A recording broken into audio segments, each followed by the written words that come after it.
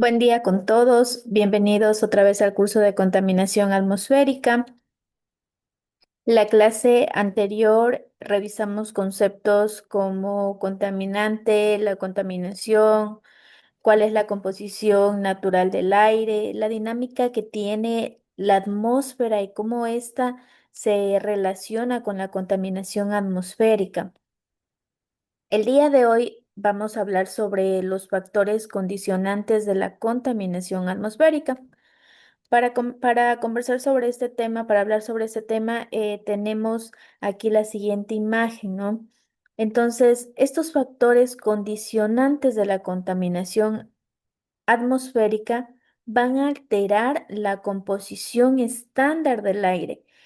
Como podemos ver en la imagen, estos factores condicionantes de la contaminación atmosférica van a ser aquellos elementos, ¿no? Aquí en esta imagen tenemos un sinnúmero de elementos que van a influir, por ejemplo, en la generación, en la dispersión, la concentración del contaminante e incluso la permanencia de esos contaminantes en el aire, ¿sí? Entonces vamos a ir identificando y hablando cuáles son estos elementos que intervienen.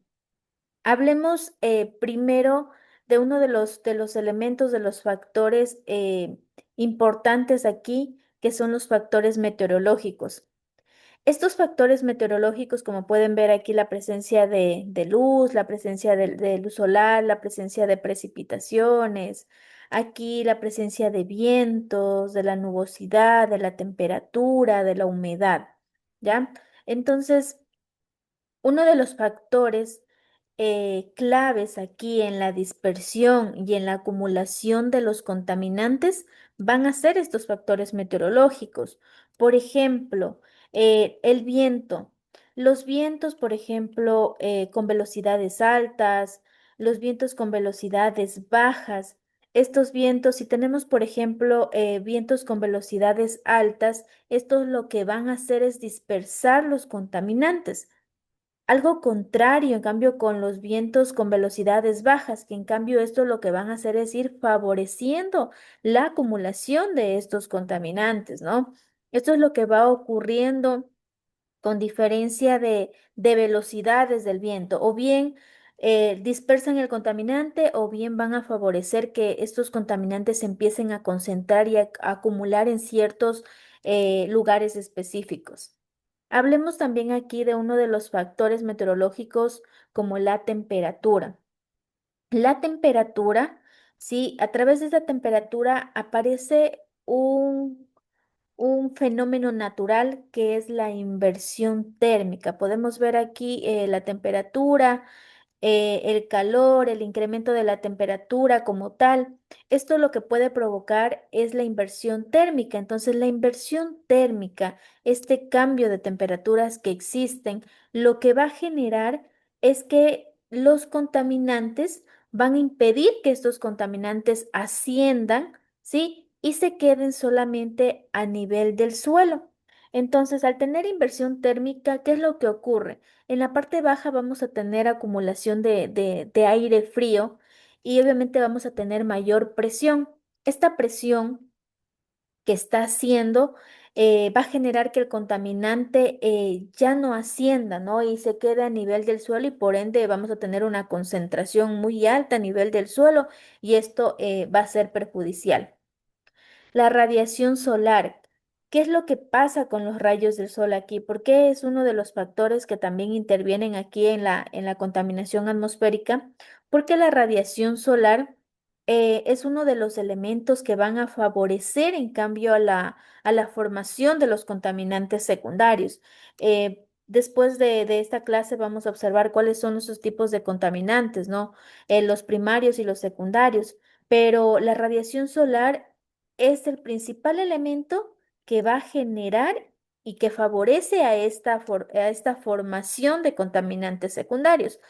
Un ejemplo de un contaminante secundario aquí tenemos el ozono, el smog, ¿sí? Entonces, esto es lo que ocasiona la radiación solar, ¿no? Entonces, la contaminación atmosférica como tal eh, está condicionada por este tipo de factores, ¿no? Los factores meteorológicos. También tenemos aquí la precipitación, como pueden observar, ¿qué es lo que ocurre con la precipitación aquí? La precipitación, en cambio, es muy beneficioso porque lo que hace es que ayuda a limpiar de alguna manera el aire, causa que esta contaminación, estos gases que se encuentran suspendidos en el aire tiendan a caer por deposición húmeda, ¿no? Entonces, esto es lo que hace la precipitación como tal.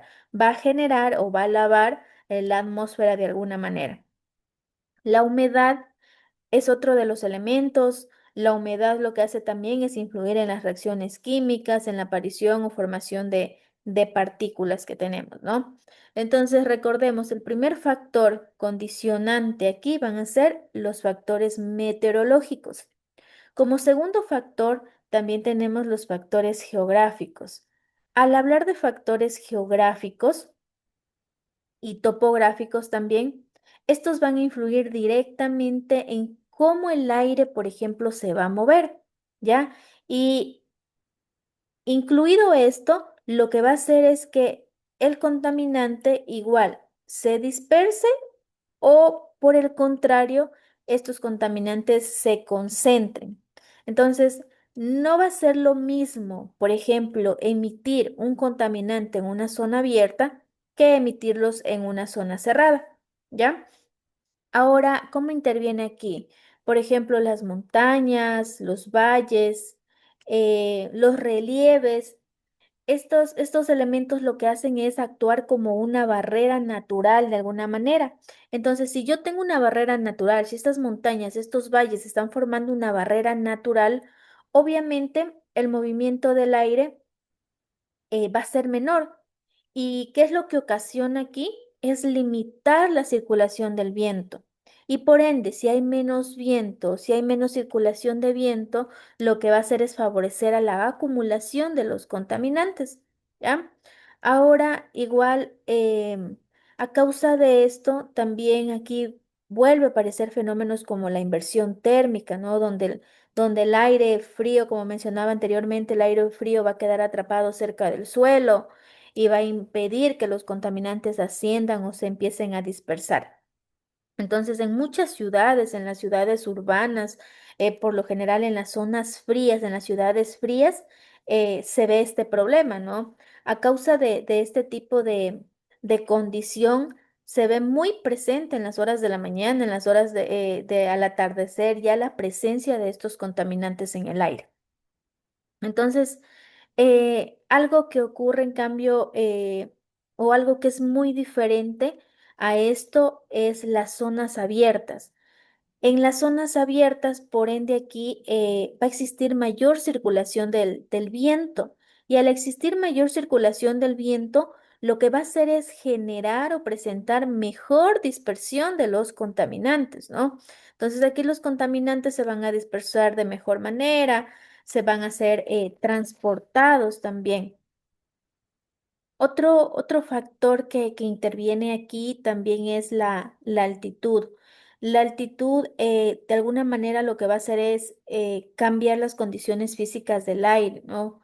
Por ende, si yo voy a tener mayor altitud, voy a tener, la presión atmosférica va a ser menor, el aire va a ser mucho más denso, entonces los contaminantes van a empezar a dispersarse de diferente manera. Entonces, esto es lo que va ocurriendo con el tema de la altitud también, ¿no? Y algo muy condicionante aquí que es la ubicación urbana o la ubicación rural. Es, es de conocimiento que, por ejemplo, las zonas urbanas, al tener alta densidad poblacional, al tener mayor número de fuentes de emisión, mayor cantidad de vehículos, de industrias, etcétera, de edificaciones, edificios, dificulta la circulación del aire y por ende existe mayor acumulación de contaminantes también, ¿no? Lo que en cambio en las zonas rurales, al tener menor cantidad de fuentes contaminantes, voy a tener una mejor ventilación natural, pero aún así la contaminación en cambio está asociada a otros factores, ¿no? En este caso como las actividades agrícolas, la quema de biomasa, las diferentes fuentes naturales que también van generando tipos de contaminantes. Ahora, como ustedes pueden observar, todos estos factores se observan en esta imagen, donde vemos la cantidad de vertidos, cómo, por ejemplo, los factores meteorológicos intervienen, la zona, el lugar en donde se encuentra concentrado, las fuentes, los diferentes tipos de fuentes que tenemos aquí. Entonces, en conclusión, la concentración del contaminante va a depender de la concentración industrial, va a depender de la concentración poblacional también. Y en otras palabras, lo que ocurre aquí es que la contaminación atmosférica no solamente va a depender de cuánto se empieza a emitir, sino de cómo el ambiente y la actividad humana condicionan su comportamiento. Al inicio empezamos hablando sobre el comportamiento o qué es lo que hace la atmósfera, ¿no? La importancia que tiene la atmósfera aquí. Entonces, como repito, no va a depender de cuánto es lo que se está emitiendo, de cuánto son los contaminantes, sino que también depende cómo el ambiente, cómo la atmósfera se comporta, cómo la actividad humana condicionan este comportamiento de alguna manera.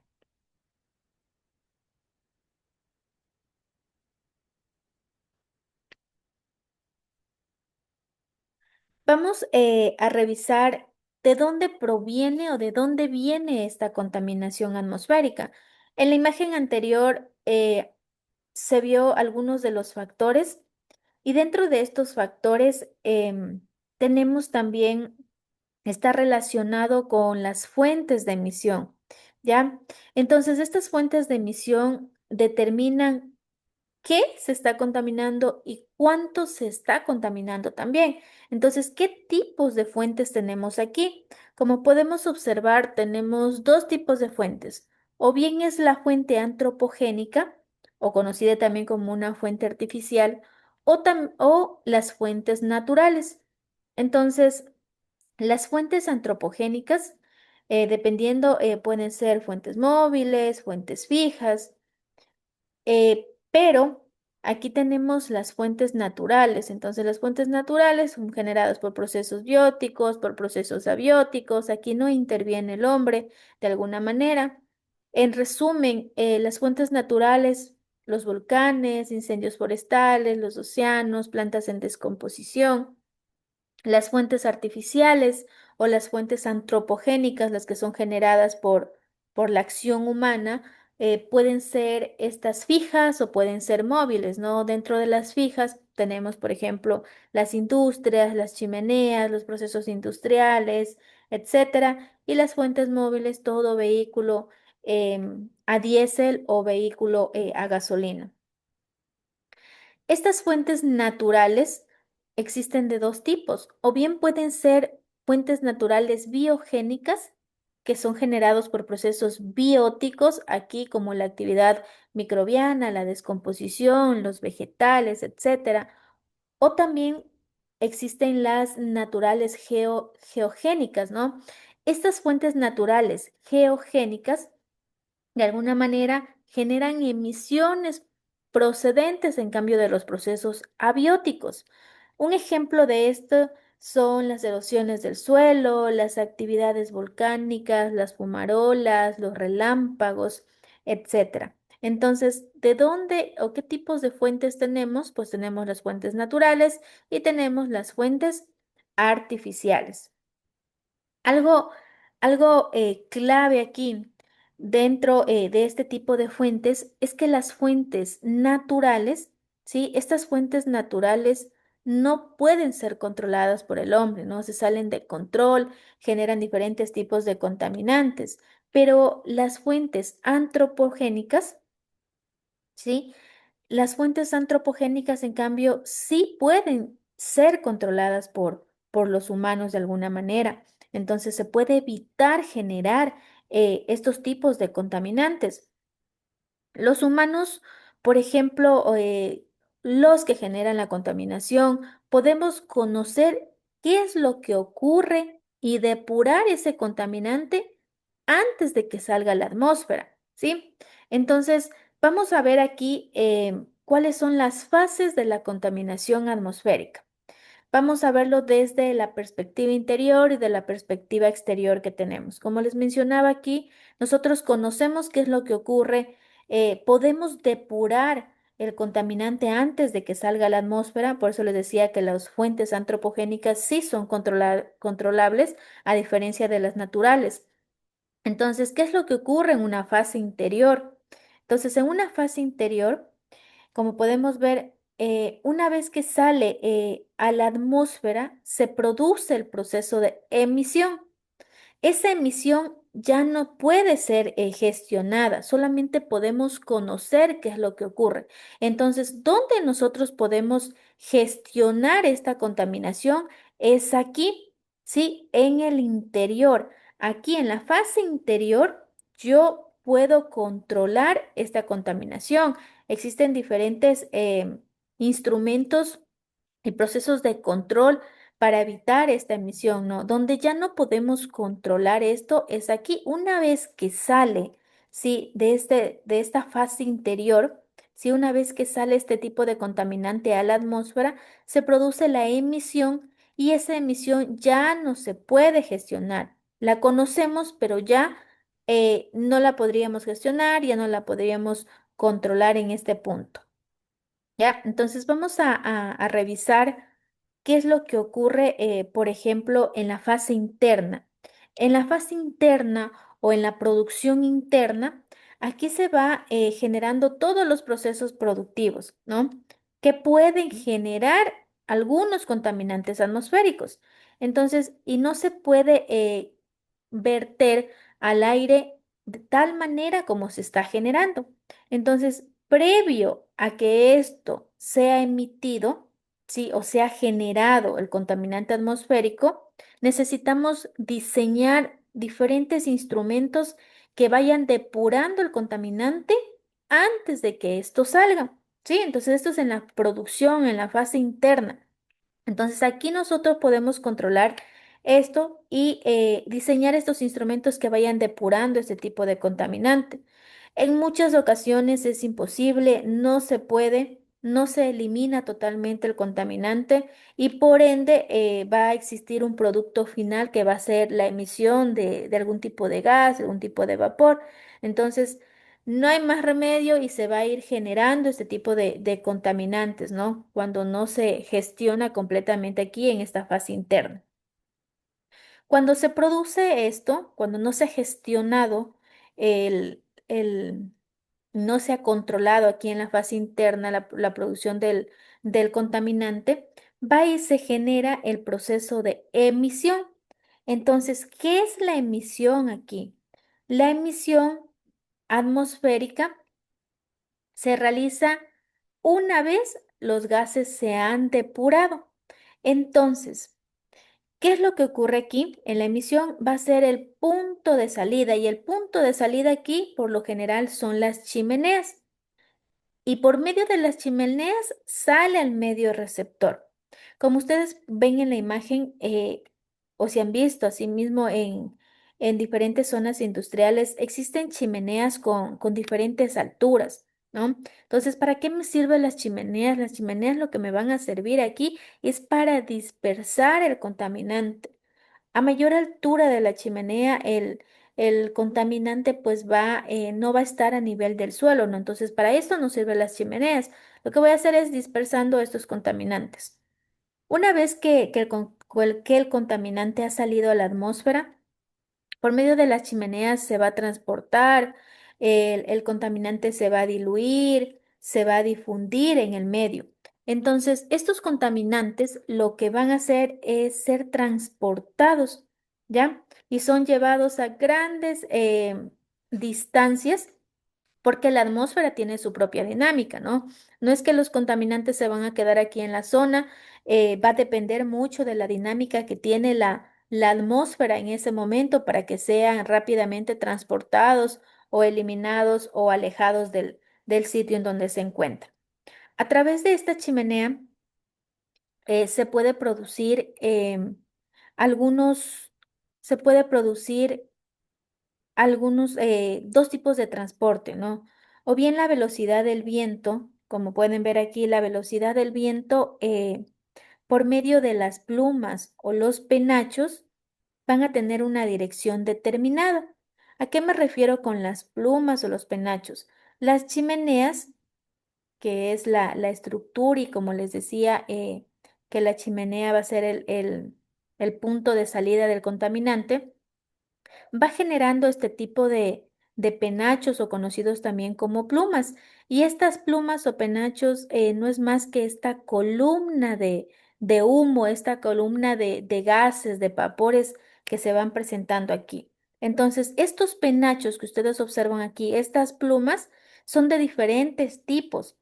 Y los tipos van a depender o la forma del penacho va a depender de la inestabilidad o de la estabilidad que tenga la atmósfera en ese momento. Y entonces, por medio de eso y dependiendo la dirección del viento, van a ser arrastrados y llevados a su destino, en este caso final, ¿no? Ahora, por ejemplo, cuando existe una dispersión turbulenta o la capacidad de la atmósfera de mezclarse o existe diferencias de temperaturas, hace que los penachos o estas columnas de gases se abran y lleguen a nivel del suelo. Entonces, pese a que tenemos una chimenea que sirve como medio de salida del gas contaminante aquí, los penachos o las plumas pueden tender a bajar hacia el nivel del suelo, ¿sí? Entonces, los penachos, ¿qué es lo que hacen? Se pueden abrir, llegan al suelo y por ende la concentración del contaminante va a ser mucho más perjudicial. Entonces, miren cómo interviene aquí, por ejemplo, la atmósfera, cómo va a depender mucho de la dinámica que tiene de la atmósfera, de la estabilidad de la atmósfera para entender el contaminante, en qué parte se va a ir concentrando y cómo se va a ir alejando del medio. Una vez visto el proceso de emisión, llega el proceso de transporte, ¿no? El proceso de transporte aquí, como les decía, una vez emitido el contaminante, el transporte de los contaminantes va a ser muy importante. ¿Por qué? Porque a través de ese transporte van a ser llevados a grandes distancias y depende mucho de la dinámica, como les venía diciendo. Aquí vemos los dos tipos de transporte que existen, ¿no? Puede ser transporte convectivo, como observan, qué es lo que ocurre con los penachos aquí. ¿Sí? Dependiendo de la velocidad, del viento, los contaminantes van a ser transportados en dirección del viento, ¿sí? Entonces, estas plumas van a tener una dirección determinada, ¿no? Esto se llama como transporte convectivo, es decir, la estabilidad del aire va a ser normal, las plumas van a tener una dirección normal, una dirección muy determinada. Pero ¿qué es lo que ocurre en cambio cuando existe dispersión turbulenta? Cuando la atmósfera presenta esta inestabilidad, sucede que los penachos, si pueden observar aquí, los penachos o las plumas en la atmósfera hace que se abran. Y si ven, a diferencia de la primera imagen, en la cual las plumas tienden a ir hacia arriba, que es lo más conveniente, cuando tenemos una atmósfera turbulenta o inestable, los penachos o las plumas aquí se abren y forman un cono y por ende esto tiende a estar a nivel del suelo. Y obviamente un contaminante o esta columna cargada de contaminación a nivel del suelo va a ser muchísimo más perjudicial y la concentración del contaminante va a estar en este punto, ¿no? Hemos visto el proceso de producción interno, luego de eso viene el proceso de emisión. Aquí tenemos el proceso de transporte de los contaminantes. En este proceso de transporte del contaminante aparece posterior a este la recepción de los contaminantes a nivel del suelo. Entonces, aquí, tanto en el transporte, una vez que se ha producido la emisión, y aquí en el transporte de los contaminantes, empieza a aparecer el proceso de inmisión, ¿sí? ¿Qué significa este proceso de inmisión? En el proceso de inmisión, que habla sobre el transporte, la recepción de los contaminantes, al final lo que sucede es que en todo ese proceso de transporte que se ve aquí en el proceso convectivo, en el proceso de dispersión, empiezan a formarse otros tipos de contaminantes, conocidos como contaminantes secundarios. Aquí es donde se produce el proceso de ignición, que es muy diferente, ¿no? Tenemos aquí dos conceptos, el proceso de emisión y el proceso de ignición.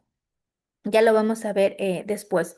Aquí tenemos también la recepción de los contaminantes a nivel del suelo. ¿Qué es lo que pasa después de que se transporta el contaminante? Finalmente, este tipo de contaminante llegan al nivel del suelo y el contaminante llegan al suelo por deposición seca o pueden llegar por deposición húmeda. Ahora, por lo general, los contaminantes que caen por deposición seca son, por ejemplo, tomando aquí el ejemplo de las partículas, ¿no? Las partículas, dependiendo su granulometría, si son partículas gruesas, tienden por gravedad mismo a caer al nivel del suelo, porque son mucho más densas, mucho más pesadas, absorben mayor humedad, quizás aquí, y caen hacia el suelo. Entonces a eso se lo conocen como deposición seca. En cambio, por medio de deposición húmeda, pues aquí tiene que ver mucho cuando existen los procesos de precipitación. Entonces, la precipitación lo que hace es limpiar el contaminante de alguna manera y los hace, tienden a que se sedimenten, ¿no? Por medio de lluvia, por granizo, etcétera. Entonces, al final, ¿qué es lo que sucede aquí? El contaminante cae al suelo, es eliminado, pero es eliminado del aire. Entonces, lo que hace que se genere aquí es que se elimina finalmente de la atmósfera, pero pasa a otro proceso de contaminación, porque pasa a las aguas superficiales, pasa a las aguas subterráneas, llega la contaminación a nivel del suelo. ¿Sí? Entonces, aquí es lo que empieza a ocurrir. Por eso al inicio de la primera clase les había comentado que la contaminación está interrelacionada entre sí. Si hay un proceso de contaminación del aire, por ende va a existir la contaminación del suelo, la contaminación del agua. Entonces aquí el contaminante llega a estos recursos y el agua y el suelo pues ya tienen su propio proceso de transporte y van acarreando este tipo de contaminación.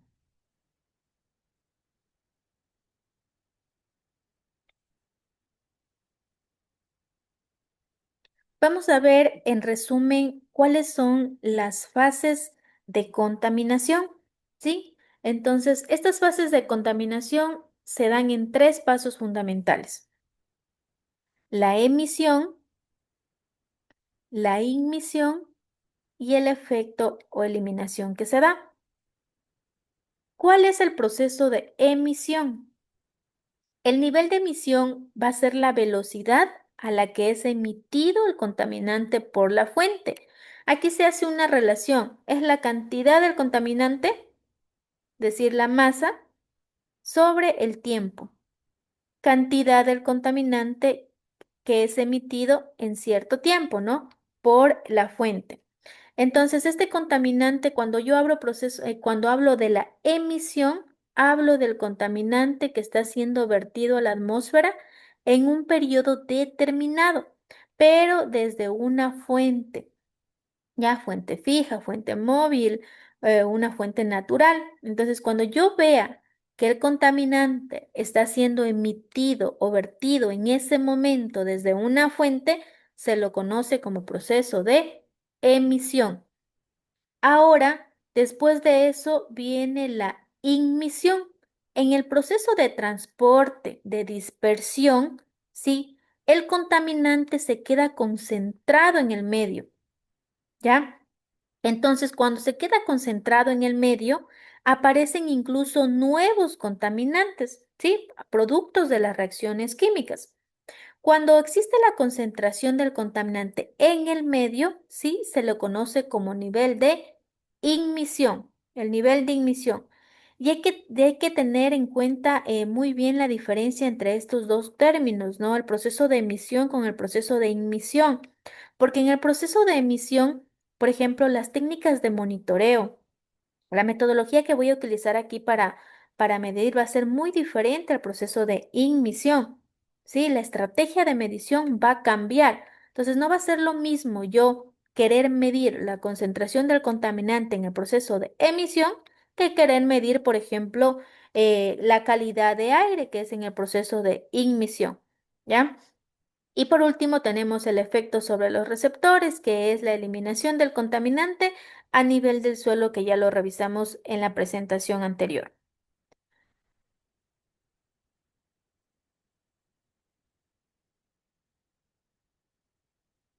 Vemos aquí de manera más gráfica cuáles son estas fases del proceso de contaminación. ¿Sí? Tenemos la primera fase, que es el proceso de emisión. El proceso de emisión se da por las fuentes, como les decía, es la cantidad de contaminante que está siendo emitido en determinado tiempo por una fuente. Entonces, aquí vemos una chimenea. Ya recordemos que antes de que sea vertido el contaminante, se puede controlar, ¿sí? La contaminación. Una vez que sale de la chimenea, ya se conoce como proceso de emisión. Entonces, en esta sección tenemos el proceso de emisión. El contaminante ha sido emitido por diferentes fuentes. Una vez que pasa el proceso de emisión, ¿sí? Llega el proceso de transporte, de dispersión del contaminante, y a esto se lo conoce como el proceso de ignición. ¿Listo? Cuando se da el proceso de ignición, el contaminante tiene que ser eliminado y puede ser eliminado, como les mencionaba anteriormente, por medio de deposición seca o por medio de deposición húmeda. Uno de los contaminantes aquí, uno de los efectos que produce este tipo de contaminación, pues es la conocida lluvia ácida, ¿ya? Aquí podemos observar también que dentro del proceso de ignición, es decir, en el proceso de dispersión y transporte, los contaminantes empiezan a cambiar, empiezan a reaccionar, y aquí no solamente va a aparecer los contaminantes primarios, sino que tienden a aparecer los contaminantes secundarios. Vamos a revisar cuáles son estos tipos de contaminantes que tenemos según su origen. ¿Qué tipos de contaminantes tenemos? Estos contaminantes están muy relacionados con los procesos que acabamos de ver anteriormente. Por ejemplo, conocemos ya que en la atmósfera se encuentra una serie de compuestos que van a contribuir a esta contaminación atmosférica, ¿verdad? Pero tenemos dos grupos principales aquí. Los contaminantes primarios son los vertidos directamente a la atmósfera por alguna fuente. ¿Sí ven? Entonces, los contaminantes primarios están relacionados con la emisión, porque son emitidos directamente de una fuente, sea natural o sea artificial o antropogénica. Cuando el contaminante se emite directo de la fuente, es conocido como un contaminante primario. Pero también tienden a generarse en el proceso de transporte y en el proceso de dispersión otros tipos de contaminantes que son conocidos como contaminantes secundarios. Entonces, ¿por qué se llaman contaminantes secundarios? Se llaman contaminantes secundarios aquí porque estos contaminantes están siendo originados como consecuencia de la transformación y reacción química que sufren los contaminantes primarios. Es decir, que en el proceso de transporte, en el proceso de ignición, aparecen nuevos contaminantes conocidos como secundarios. Y estos contaminantes secundarios aparecen por medio de reacciones químicas. ¿Sí?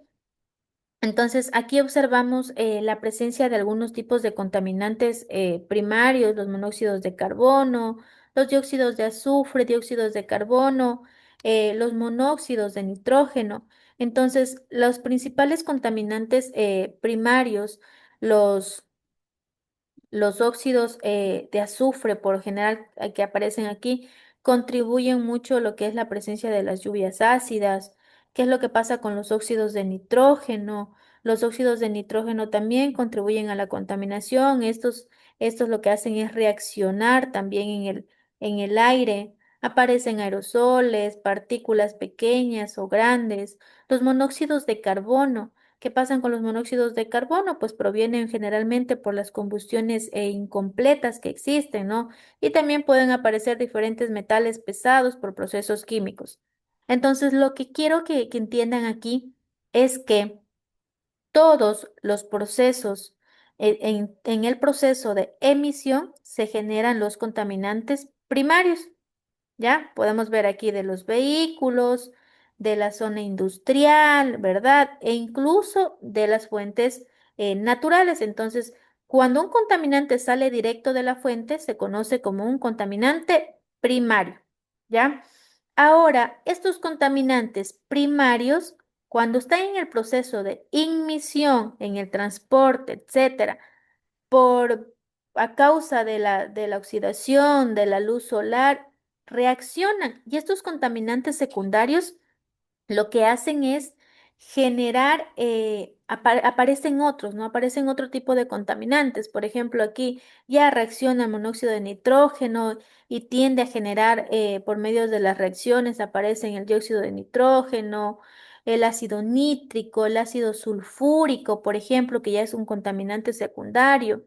Miren, aquí aparece el ozono. El ozono no se genera de manera primaria, ¿no? No es un contaminante primario, sino que el ozono aparece por reacción de alguna manera del sol, el vapor del agua, los compuestos orgánicos volátiles. Entonces, así empiezan a aparecer un sinnúmero de contaminantes secundarios.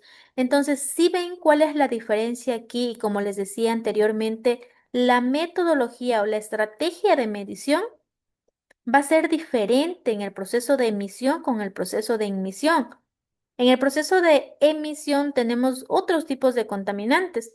Entonces, cuando yo vaya a medir calidad del aire, en cambio, en el proceso de ignición, yo ya tengo presente otros tipos de contaminantes, conocidos como secundarios.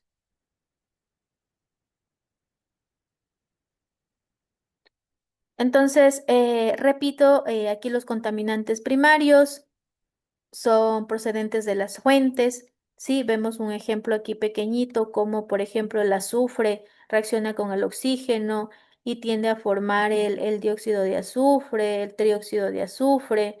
El trióxido de azufre reacciona con el agua y aparece el ácido sulfúrico, etcétera. Aquí, en cambio, los contaminantes secundarios, esos contaminantes secundarios, un ejemplo de esto tenemos el ozono. Si ven, entonces este ozono, cómo aparece el ozono, cómo reacciona aquí, cómo se forma, es porque existen los óxidos de nitrógeno. Entonces, como ejemplo, una fuente ha generado óxido de nitrógeno en el proceso de emisión, ¿verdad? En el proceso de emisión se genera un contaminante primario, que son los óxidos de nitrógeno. Estos óxidos de nitrógeno reaccionan con la luz del sol, reaccionan con los compuestos orgánicos volátiles y da como resultado un contaminante secundario, ¿sí? En este caso es el ozono troposférico.